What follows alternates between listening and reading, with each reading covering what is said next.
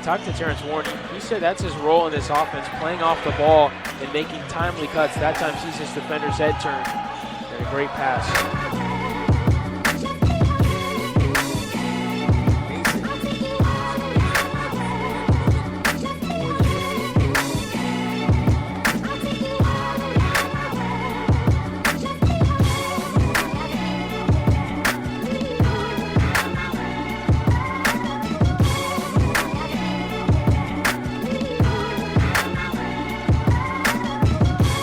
Warren going through traffic, but he's able to score.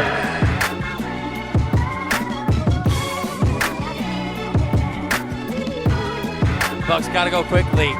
Cannot afford to wait around here. Three-pointer up from the right wing. It's good.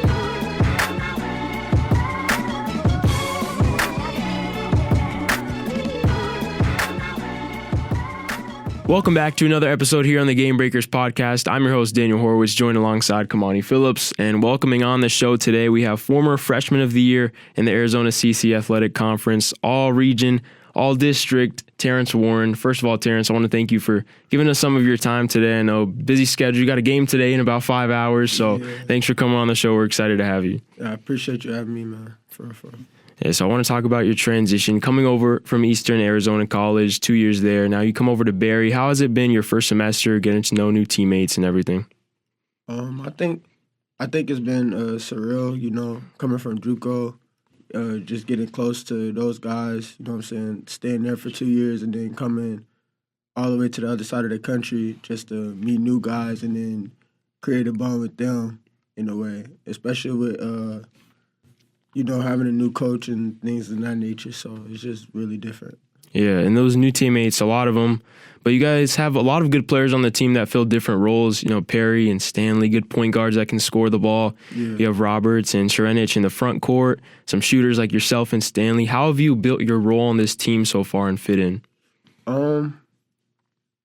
So my role is kind of to just really hit open shots, cut at the right time, shoot the ball whenever I'm open, whenever I can see the rim, play defense really hard, be aggressive. So it kind of changed from, my JUCO year. Yeah. Because, at my JUCO, my coach would just kind of give me the ball and just let me rock out. But here it's a little bit different. I haven't got to that freedom yet, but I could definitely see myself having that type of freedom because I know that I could do a lot of things. Yeah, so playing off the ball more so far under Coach Justin Furr. Yeah. Were you able to, transition from being on-ball heavy, you have the ball a lot in your hand to just into more off-ball kind of position? How were you able to adjust to that and, learn? Did you learn anything over the summer to get to this point? Over the summer, I just been putting a lot of work in, getting a lot of shots up and just being in the weight room, trying to get stronger and faster for real. And I had 3 different high school coaches, so I felt like I adjusted because I had to play in 3 different systems back then. So it ain't really nothing too new for me. Yeah. Yeah, and taking it back, growing up in Dallas, Texas, who were some of your biggest mentors? Making it to the collegiate level in basketball is a tough, long process. Who were some of your biggest mentors, and how did they guide you to become the person you are today? I have to say my uncle. My uncle, he really helped me out a lot. Kind of took me under his wing after, my grandma had passed or whatever. And, he just looked out for me and my siblings for real. And then eventually I just fell in love with the game for real. So that was cool. Yeah, and talk to me about the process of getting to this level. You're a great player, great shooter. That takes a lot of development time. How much were you in the weight room, on the court every day, practicing hours after hours? A lot. Yeah.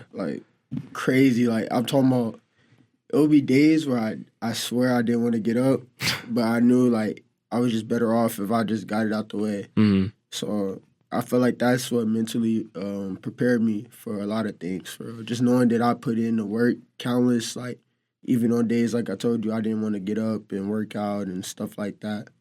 So I feel like that's what I just always fall back on. Yeah, that's definitely how you get ahead of the competition. Not everyone's willing to put in the work on the days that they don't want to, like you said. Yeah. And playing at Sam Houston High in Dallas, you guys went 27-8 as a senior. You were first team all region, first team all district. What was it like playing on a team that good? And did that kind of give you the confidence you needed going into your first year of college? It honestly did, because a lot of people don't know, but before I got there, they really wasn't winning any games. Oh, really? And then I got there, I met the guys, and they were honestly cool, like, and they could hoop too, but they really didn't believe in themselves. And I left a really good program in Red Oak that year before, I think we went 27-7, and we lost in the second round to not Highland Park. I can't remember the team, but we lost to them in the second round, and I was just mad because I felt like I could have did more. Yeah. And I noticed, like, my coach, he wasn't letting me go. So I was like, I just want to transfer. And he realized my skill level, and I was averaging like 30 in like the Gasso tournaments and stuff like that. So he was like, you want to bring me back? But I was already going. Yeah. And playing 3 different teams in high school, like you said, that must have been crazy, going system to system. How was that adjustment period like in your high school years? I mean, it was honestly crazy. Like, I honestly didn't expect it. So my sophomore year, I had my head coach, his name was Jason Sasser. He actually a former NBA player. Oh, really? Yeah, his nephew is Marcus Sasser. Okay, Marcus Sasser. On the Pistons, right? Yeah. He said I played exactly like him. But That's good praise. Yeah, it is, right? But he just never let me go. And it was like, dang, like, that's crazy. So after my sophomore year, like, we're all young, whatever. He ends up leaving. I don't remember why, but he just quit. So now I get my sister's coach from high school. He coached her whenever she was at the high school, and he comes over there. We go 27-7, but it's like a different system. I'm just coming off the ball screens, or not really coming off ball screens like dribbling wise, but like coming off of screens trying to shoot. Yeah, like a lot of pin downs and stuff like that. And just playing defense. He said I was his worst defender, yet he kept putting me on the best offensive player. And I was, like, confused. Like, what's up with that? Yeah, something's not adding up here. Like, nah, it just caught me off guard. And then, I don't know, I didn't like my role. I felt like he was rocking with other guys more than me. And I was just like, I don't know if I could really do this, because I really want to, play college ball. Yeah. And my teammates, like I love them to death, but I felt like they wasn't all the way focused, so I had to leave, get out of that environment. So I went to Sam Houston in Arlington. I had to make like a 45-minute to an hour drive every day in traffic. Oh, wow. Like, every single day, Yeah. even on the way back. Like, bro, what? It's rough. Yes, and my brother, he ended up coming there with me, like a comfort thing almost. And he would be asleep every morning, I swear. It would be funny, though. But I felt like it was all worth it in the end, so I learned a lot from a lot of people that year, honestly. Yeah, it sounds like it was worth it in the end. Yeah. So I was gonna like go to, more like the NBA type of vibe real quick. So is there like any type of comparisons that you would compare your game to? So do you agree with that Marcus Sasser comparison? Yeah, I think I do, honestly. I feel like I'm quick. I heard Tyrese Maxey. I heard Kyrie a couple of times, but I don't know. Kyrie, he just dumb nice. Different, yeah. That's my favorite player. It's like, yeah. But nah, guys like that. I actually got another homeboy on the Pistons, though, Dennis Jenkins. Oh, yeah? Oh, he's been playing really good recently, too. Yeah, he's been playing really good. I was actually supposed to be working out with him this summer. Yeah. But since I got to Barry and his trainer that works out, he coaches at SMU, so Okay. I just can't do it because of rules and stuff like that. Oh, really? Yeah. Oh, Well, I definitely wouldn't say that you're a bad defender. yeah. Through 2 games into the season, you're disrupting that side of the ball a lot, and we'll get into more of the defense a little later on. But you mentioned a little about your family. Your sister played basketball, you said? Yeah. And your brother too, or no? Yeah, he did. He played with me. We played together our whole lives, even in like football and baseball, stuff like that. So Okay. I think that was pretty cool growing up like that. A family of ballers, huh? Yeah, literally though. Did he only play basketball? Nah. So I grew up. I played basketball, and then eventually I got into baseball. Like when I was like 4, and then I met some friends at elementary, and then I started playing football too. I jumped straight into tackle, and then I really liked it, but I didn't like getting hit. Yeah. That was the only thing I didn't like getting hit. I think you chose the right sport. Football's brutal, man. Yeah, All those injuries. No, but it was fun though, for sure. It was fun. What position you played? Receiver? Yeah, receiver and safety. Okay. Yeah. So new head coach this year in Justin Furr. He was an assistant coach at Barry previously under Bud Chesty. He's now head coach this season. What has he been like, setting the tone for this new program? I think it's different. He just pretty much trying to just change the program, from the previous years. Like, they haven't really been winning and stuff like that. So he's hoping to come over here and win, and that's why he pretty much recruited me and some of, like, the other guys, just trying to build a winning program. So I'm just on board with that, and that's why I'm here for.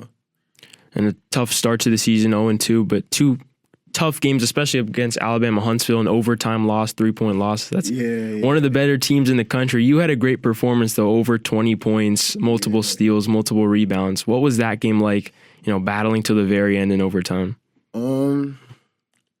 Honestly, I didn't even expect us to be, like, as close. Yeah. Like, I knew we were good, but I didn't, like, seeing us play that game, and then, like, some of us barely coming out of the game and things of that nature, it was just like, dang, okay, so we really got potential. Like, we see it. You can't hide it, but it's like, it's just other things that we got to figure out on the back end for real. I mean, yeah, that game was very winnable for sure.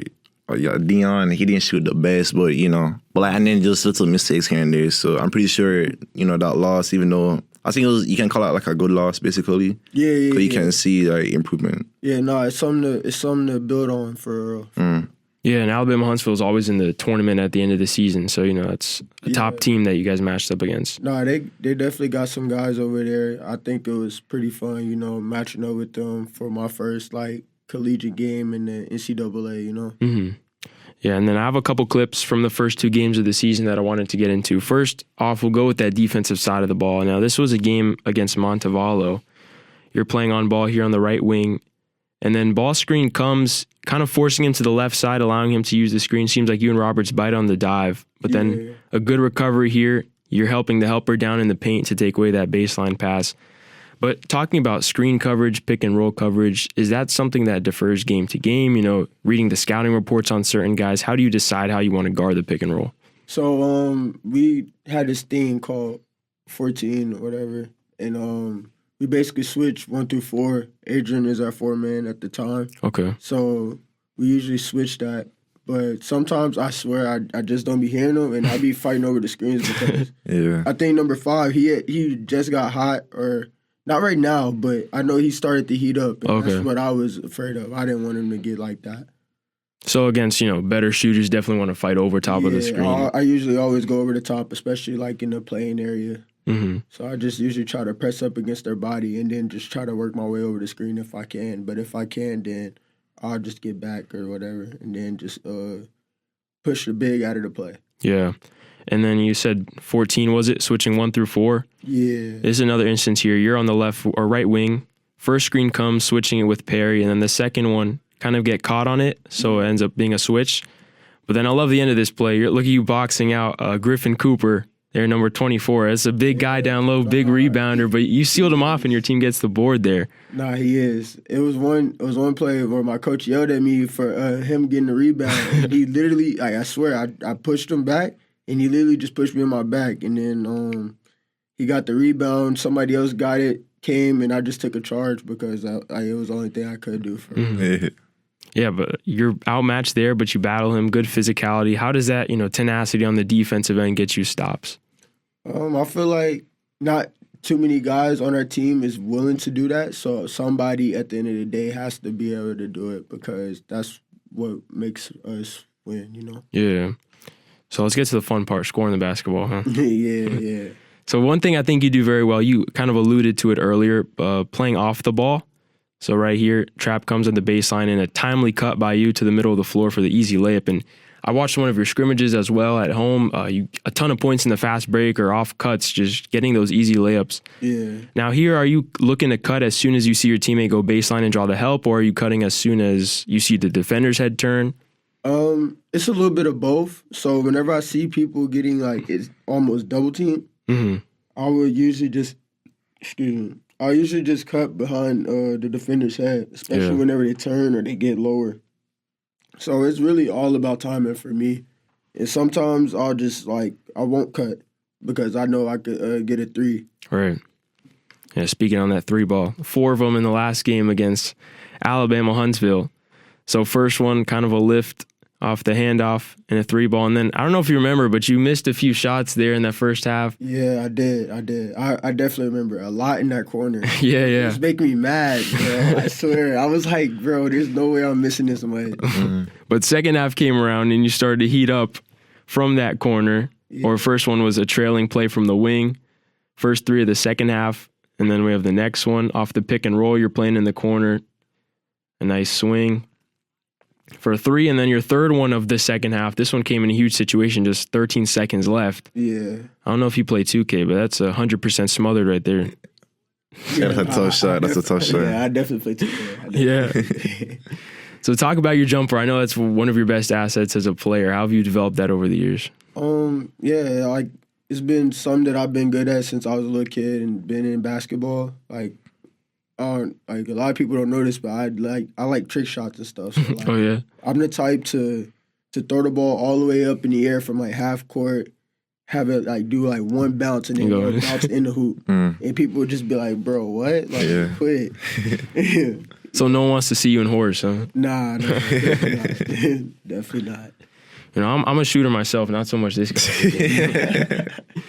But talk about something I think you do well also with shooting the basketball is there's so many different ways to get a shot off. You know, coming off a screen, a curl or a pin down is different footwork than going off a flare or sliding down to the corner. What is your favorite way to get a shot off, favorite way of footwork? I say off the dribble, honestly. Oh yeah, because I feel like I'm really faster than most players, especially with the ball in my hands. I got a quick first step than other guys, so it's just and then with my length a little bit, I'm able to get away with a lot of things. And then just being able to use both my hands, left hand, right hand, you just never really know what's coming. Mm-hmm. So moving forward for this season, you guys have a game tonight, 6 p.m., and moving forward the rest of the season, what are your expectations for this group? You kind of talked about what you saw out of the team in the first 2 games. What can we expect from this Barry team this year? I just say expect a lot of excitement, you know. I feel like we're still getting better, even in practice, just going at each other every day. So just expect a lot of excitement for real. Yeah, some Showtime plays with Adrian Roberts too. He can throw it down. Yeah, literally. That's what I've been trying to, you know what I'm saying, create for real. Yeah. It's just hard. I feel like the offense isn't too much built on lobs and stuff like that, which is another thing that's different from my JUCO. In JUCO, I'll run the transition and get the ball, throw it, or I could get all the way to the paint and one of my guys will cut from the corner and I'll just throw it up and they'll just go dunk it. And then we lit on the other end. What? So what is the offense like this season? So it's more like 5 out, you know. We just get into zoom actions, a lot of you get screens, someone gets the ball in the paint, one person cuts, hammer screens, just a lot of movement. But it ain't too much of plays and stuff like that because we just play out of what we have. Yeah, I noticed you didn't really come off too many off-ball screens or anything like that. It was a lot of dribble handoffs or quick screens, and you were able to attack downhill off of that. Yeah. How often do you guys, you see you really haven't watched the clips yet, but how often do you guys go through previous games or just scrimmages or just any type of footage? And how do you guys, in those meetings, approach those footage? What do you dissect? What do you look at? Can you ask that question again? Yeah, so when you guys are watching film and footage, what exactly do you guys look at every now and again to see where you guys can improve on? Is it just everything overall or? Nah, so it would be little clips he thinks that we could get better at. Say I drop to the paint, it's 2 or 3 guys on me. and I shoot it, he'll just be like, "You got a guy out there that you could spray," and I'll just be like, "Okay," like that. And then it's just little clips like that. Or on defense, if you make a breakdown, he'll just ask you what you saw, whatever, and what you think of it, and then he'll just tell you what he think you should do. So you guys don't be watching film that often yet? No, we Probably do. because the game We literally watch film like every day before we step on the court. Okay. And that's another thing that's different because in JUCO we never did that. So you think it's helpful though, to be watching that film? Could you be learning and stuff? Yeah, I think it is, and then it's even more helpful to watch it on your own time too. Yeah, that too. Okay. What about scouting reports and other teams' tendencies? How much does that change from opponent to opponent? For example, from last game to this game tonight. I say sometimes the competition level, like not every team is gonna be as good. Yeah. And it's just like that's something that you just gotta, you know what I'm saying, just take on the chin for real. But, Yeah, just play who's on your schedule. Yeah, but I feel like that's good because I'm trying to create the mindset of it don't matter who I'm playing against. I just got to go out there and just perform. Like even if it's like Kobe Bryant to like my little brother or something. So it's just like Yeah, that's how you fall in some bad losses when you don't take them seriously. Yeah. So I've got some rapid fire questions for you here. Yeah, no, it's all good. Favorite pregame music? Get you hyped up. Music? Ooh, ain't gonna lie.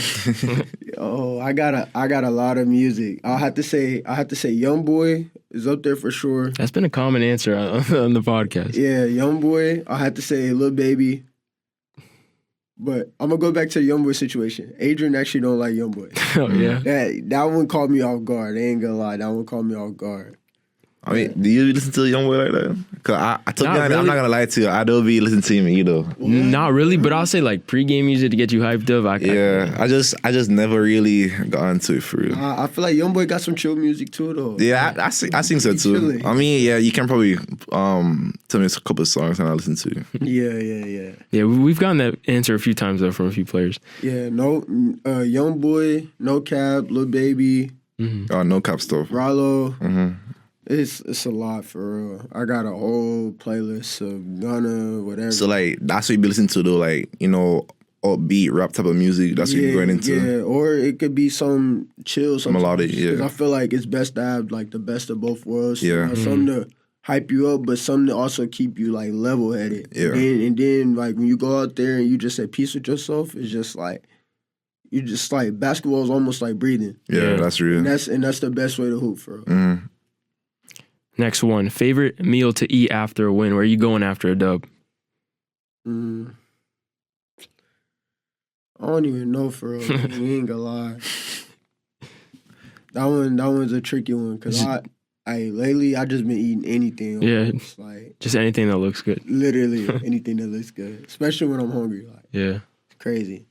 All right, someone on your team has to make a 3-pointer to save your life. Who you sentence to the line? Probably DP or League, low key. One of them two. Yeah, Malik was on fire in that game against, or not Montevallo, but against Huntsville. He hit some tough shots in that one. Yeah. He's coming on a podcast. He keeps running away from me, bro. I keep asking every time. Oh, I'm too nervous. I'm camera shy. Nah, he's funny. Bro. Yeah, I be chilling. Leak is low key funny. Like, he's underrated, hilarious for real. I swear. All right, favorite hobby outside of basketball? Yo, I love to play video games. Yeah. Love to play video games. You say you be playing 2K. What else you be playing? I play 2K. I play NCAA. I don't really play Madden like that for real. But really, it's just them two games. If I ain't doing that, I'm probably just chilling, watching like old game film or watching movies or something or shows, YouTube. Yeah, but I really just be vibing. I walk around campus all day with my headphones on, hoodie up, like just chilling. Yeah, literally. All right, last one. You and Agent Roberts go 1-on-1. Who's winning? Me. Score, game 2-11. What's the score? I feel like he is a bigger defender. He's like a bigger and taller, stronger defender. He's almost just as fast as I am. But I feel like I'm just really too crafty. And I feel like if I don't keep him in the paint, if I don't let him get in the paint, then I think I got the game because, like, I feel like his shots from the three got to come off a catch. Yeah. Like, it's better that way. Oh, you heard that, Roberts. He wants to smoke, man. Yo. All right. I got one more question for you here. What advice would you give to younger athletes striving to get to your position? You're at a very high level here in Division II basketball. I'll say honestly, just not to get down on yourself because you never know what could happen tomorrow. Like, in life, you could be feeling some type of way, and then tomorrow comes and your whole situation could change. Mm-hmm. Like, in life, it's done been some phone calls that I done got that done made me happy and that done made me sad, and it's just like, you can't really give up. You just got to keep striving for what you want in life, and then eventually it'll come to you, you know? Any last questions?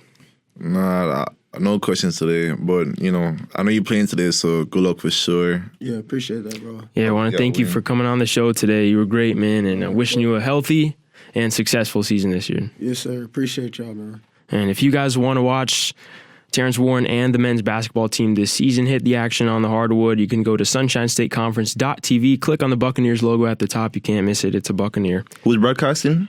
Today? Yeah. Not me. I'm not broadcasting today, but I'll be at your game Saturday, so look forward to that one. Bet. And for us, make sure to leave a like and subscribe. Want to keep this show going, want to keep this show growing, and that's how we can do it with your support. For myself, Daniel Horowitz, and Kamani Phillips and Tarrance Warren signing off today, and we look forward to seeing you guys in the next episode.